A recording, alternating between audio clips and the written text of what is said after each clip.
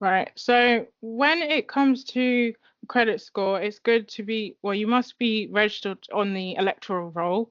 That is something that you need to speak with the council about.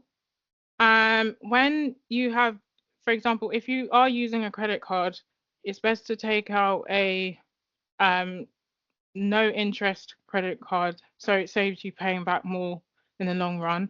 And it's always good to pay more than the minimum, because you'll not only you'll finish it quicker, your credit score will increase much quicker as well. It's always advised to keep up with your payments, your rent, your phone bill, because I was told that rent is recorded on there. Your phone bill definitely, well, I've never seen rent personally, but phone bill I have seen. But either way, you should keep up to date with those anyway. And it's okay to, I mean, you can get a 999 credit score if you do these things. When buying a home, I found that the credit score wasn't really something that they paid too much attention to.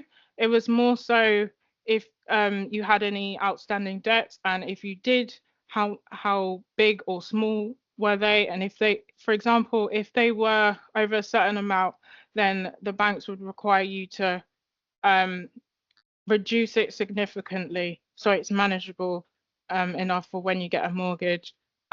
It's also good to have a good credit score combined with um, the lack of debt, because you have access to better rates, better LTV, which is loan to value, and better interest rates.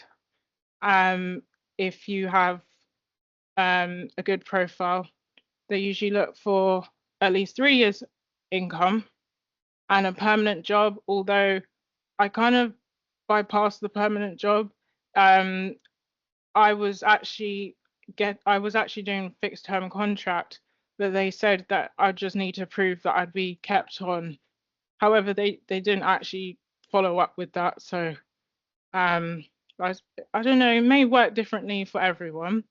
And also it's very good to be disciplined when, if you are deciding that you want to buy a property or anything quite big like this, um, because cash is key.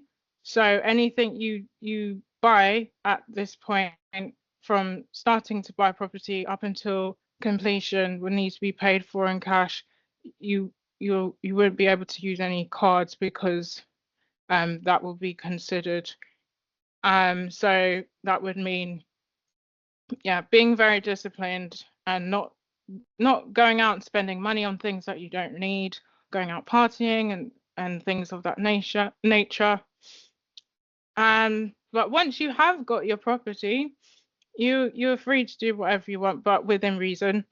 If you do find that you have lack of cash after you bought your property, and or you only got a certain amount to tie you over, an idea would be to use a interest-free credit card to buy the furniture and just pay it back every month, more than the minimum payment.